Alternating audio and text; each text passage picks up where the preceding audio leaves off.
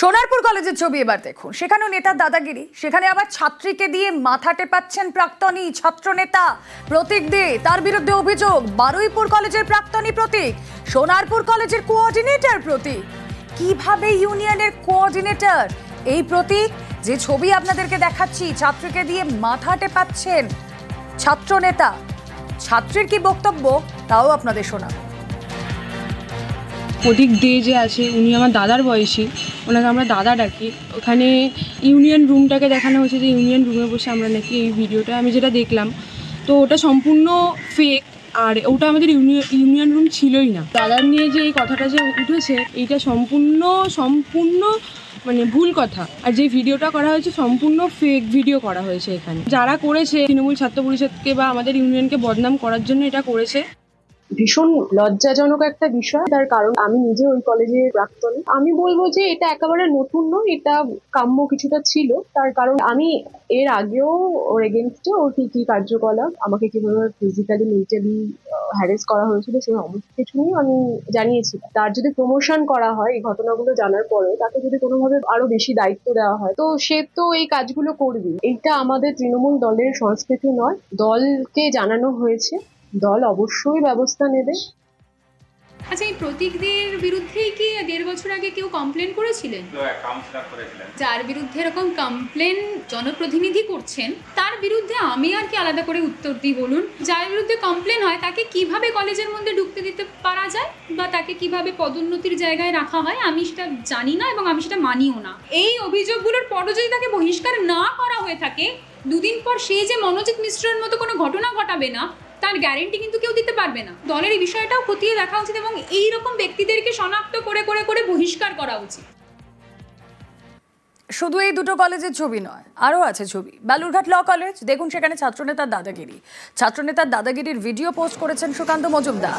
X চ্যানেলে video post Sukanta মজুমদারের। ভিডিওতে ছাত্রনেতা রূপম সাহার দাদাগিরি। ভিডিওয়ে ছাত্রের কলার ধরে টানতে টানতে নিয়ে যাচ্ছেন রূপম। ভাইরাল ভিডিও নিয়ে রাজনৈতিক তরজা শুরু। শারীরিক নিগ্রহ হয়নি বলে দাবি করছে তৃণমূল।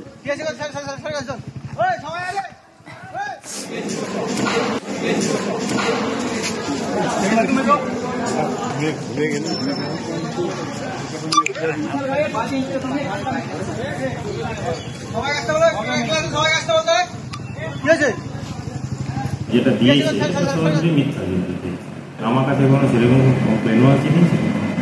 কিন্তু এই ঘটনাটা তো দেখা যাচ্ছে ল কলেজেরই ভেতরের। ল কলেজে হতে পারে, ধরেন আপনি আমার একটা বন্ধু, আপনার কোনো বন্ধু থাকে, ওদের মধ্যে কোনো, এটা কিন্তু কলেজের সঙ্গে কোনো ইয়ে ঠিক হতো থাকতে পারে ওদের। সেটাকে এই যে পোস্ট করেছে না, এই বদনাম করা যায় না, করে লাভটা কি? লাভটা আমার পলিটিক্যাল কিছু হতে পারে, ইন্টারেস্ট হতে পারে।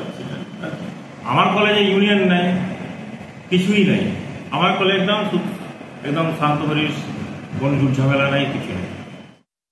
ওখানে কোনো তৃণমূল কংগ্রেসের ছাত্র পরিষদ করে এরকম কোনো ছেলের ছবি আমি দেখিনি। আমার মনে হয়েছে ছবিটা দেখে দুইজন বন্ধু, একজন বন্ধু আর একজনের বন্ধু টাইটা চেপে ধরেছে এবং টাইটা চেপে ধরে তারা কিছুক্ষণ হাঁটার পর তারা আবার একসঙ্গে বেরিয়ে গেছে। এই ছবিটা থেকে প্রমাণিত হয় না ল কলেজে গণ্ডগোল।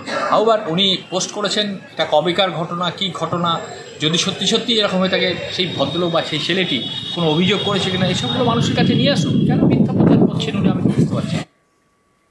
হাওড়ার নরসিংহ দত্ত কলেজে উত্তেজনা। নরসিংহ দত্ত কলেজে ছাত্রনেতার দাদাগিরি। কলেজে দাদাগিরির প্রতিবাদে এসএফআই। পুলিশ কলেজে ঢুকতে বাধা দিলেই ধস্তাধস্তি। আটক বেশ কয়েকজন এসএফআই কর্মী।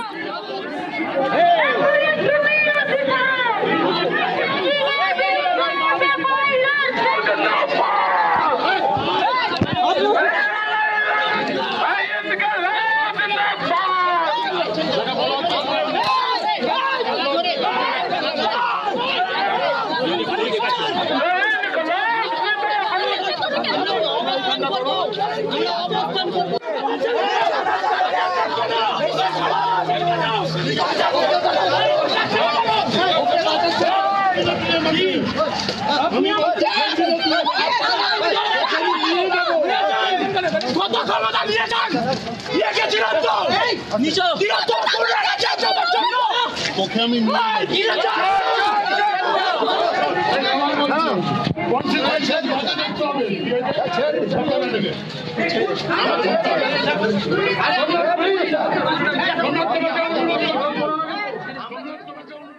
মনোজিৎ সহ 4 জনের জেল হেফাজত। 22শে জুলাই পর্যন্ত জেল হেফাজতের নির্দেশ আলিপুর আদালতের। কসবা ল কলেজে ছাত্রীর গণধর্ষণের অভিযোগ। ইতিমধ্যে ধৃতের মেডিকেল লিগ্যাল টেস্ট, বায়োলজিক্যাল প্রমাণ পরীক্ষা চলছে। ক্রাইম সিন থেকে একাধিক তথ্য প্রমাণ সংগ্রহ করেছে পুলিশ। আদালতে জানালেন সরকার পক্ষের আইনজীবী। Investigation is going on, investigation proper ওয়েতে চলছে। ওনারা দুটো প্রেয়ার করেছিলেন যে অ্যাডভোকেটদের প্রেজেন্সে ইনভেস্টিগেশন করার। আইন বলছে যে সব সময়ের জন্য ইনভেস্টিগেশনের সময় থাকতে পারবে না। ওনারা বলেছিলেন কি সেই সময় যে ইনভেস্টিগেশনের প্রসেসগুলো হয়েছে সেগুলোকে বাতিল করতে হবে। এরকম কোনো আইন নেই, সেটাকে আমরা প্রোটেস্ট করেছি। আর দ্বিতীয় কথা, যেটা বেল প্রেয়ার করেছিলেন সিকিউরিটি গার্ডের জন্য, তার বেল প্রেয়ার আমরা অপোজ করেছি। আমরা শুধু সাহেবকে এটাই মনে করিয়ে দিয়েছি যে কোন জায়গাটায় হয়েছে জানলেই ওনার ইনভলভমেন্টটা পাওয়া যাবে। এবং যখন এই অফেন্সটা কমিটেড হচ্ছিল তখন এই সিকিউরিটি গার্ডের কি পার্ট প্লে ছিল সেটা দেখলেই বোঝা যাবে ওনার কি ইনভলভমেন্ট আছে এই কেসে। এটা হয়েছে এমন একটা সময় যে সময়টার মেন ইনচার্জ থাকেন হচ্ছে সিকিউরিটি গার্ড। তো সিকিউরিটি গার্ডকে ধরা হয়েছে, প্রপারলি ইনভেস্টিগেশন চলছে। জুডিশিয়াল কাস্টডি প্রেয়ার করেছি কসবা কেসে। অ্যাকিউজডের লয়ার নিয়ে একটা বেল প্রেয়ার করেছিলেন এবং উনি চেষ্টা করছিলেন যে দোষ নেই সিকিউরিটি গার্ডের। He is one of the prime accused, এটা আমরা বলেছি। সমস্ত ইলেকট্রনিক এভিডেন্স যেগুলো আমরা গ্যাদার করেছি সেগুলো বিভিন্ন ফরেন্সিক ল্যাবে পাঠানো হয়েছে, সেই রিপোর্টগুলো পেন্ডিং আছে।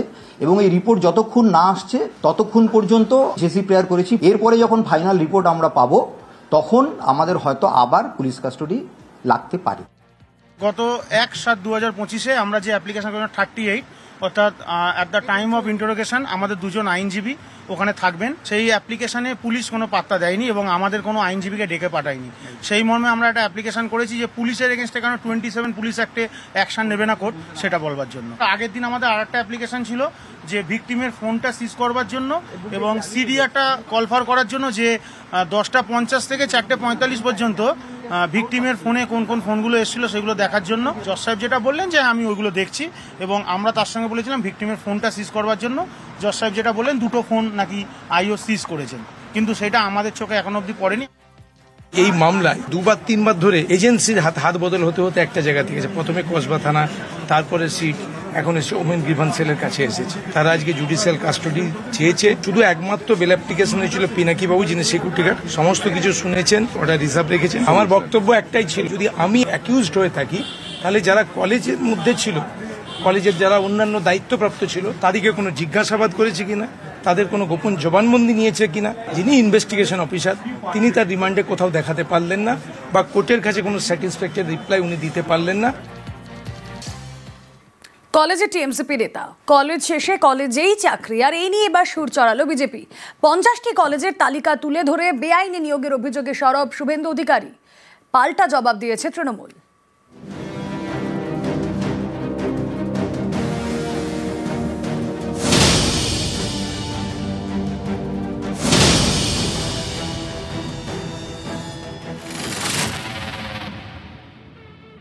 কসবার ল কলেজে পড়ুয়াকে গণধর্ষণে প্রধান অভিযুক্ত কলেজেরই অস্থায়ী কর্মী মনোজিৎ মিশ্র। এই মনোজিৎ সাউথ ক্যালকাটা ল কলেজেরই প্রাক্তনী, সেই সূত্রে চাকরি, তারপর দাদাগিরি। এ নিয়েই মঙ্গলবার সুর চড়ালো বিজেপি। সাংবাদিক বৈঠক করে একের পর এক কলেজে বেআইনি নিয়োগের অভিযোগ তুললেন বিরোধী দলনেতা শুভেন্দু অধিকারী। 50টি কলেজের স্লাইড শো দেখালেন।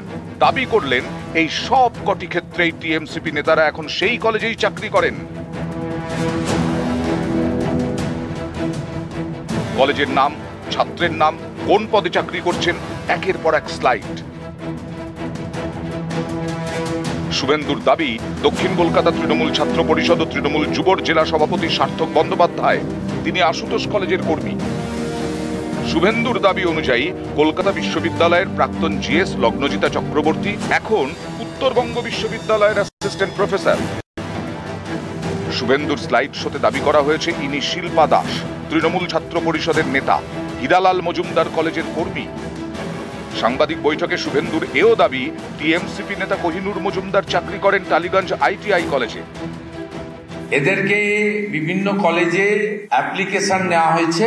অ্যাপ্লিকেশন নিয়ে প্রথমে ক্যাজুয়ালে লাগিয়ে দেওয়া হয়েছে, তারপরে তাদেরকে রেগুলারাইজ করে দিয়েছে গভর্নিং বডি। এবং এই তালিকাতে 2-4টি অধ্যাপকও আছে, সিনিয়র এমপ্লয়ি, তাদের অগ্রাধিকার পায়নি। অল আর নোটোরিয়াস ক্রিমিনাল। পশ্চিমবাংলার কোনো কলেজের কোনো অস্থায়ী কর্মচারী আমি কোনোদিনই ছিলাম না। এটা ফলস তথ্য দিয়েছে। আমি যে কলেজে রাজনীতি করি বা যে সময় রাজনীতি করেছি, শুভেন্দু অধিকারী সে সময় ছাত্র ছিলেন না। তো সেই অভিযোগটা যদি কোনো ছাত্র করে যে আমি বা আমার কোনো সহকর্মীর দ্বারা দাদাগিরিতে তার উৎকণ্ঠা বোধ হয়েছে, তার অভিযোগের মান্যতা হতে পারে, শুভেন্দুর অভিযোগের মান্যতা নেই। আমি আমার দলকে জানিয়েছি আইনি ব্যবস্থা নেওয়ার চিন্তা ভাবনা করছি। সমস্ত কলেজের অধিকাংশ কলেজে ওই ছাত্র সংসদ রুমগুলোকে নোংরামির জায়গায় পরিণত করেছে। সঙ্গে মদ, গাঁজা, চরস, হেরোইন, যত রকমের অপকীর্তি আছে সেগুলো করেছে। একটা শ্রেণীর প্রিন্সিপাল ভয়ে বলেন না, সবই বোঝেন। আরেকটা শ্রেণীর প্রিন্সিপাল অযোগ্যতার ভিত্তিতে প্রিন্সিপাল হয়েছে, তিনি শাসক দলকে চটাতে চান না। সব জায়গাতেই তৃণমূল কংগ্রেসের সমর্থকই বেশি। যখন শুভেন্দুবাবু তৃণমূলে ছিলেন সেই কলেজগুলোর যারা, তখন তো তারা আপনার এলাকারগুলো তারা আপনার নামে জয়ধ্বনি দিত। বিচ্ছিন্ন অংশ কিছু খারাপ জিনিস করে, তার মানে এই নয় যে অ্যাজ এ হোল সবাই খারাপ।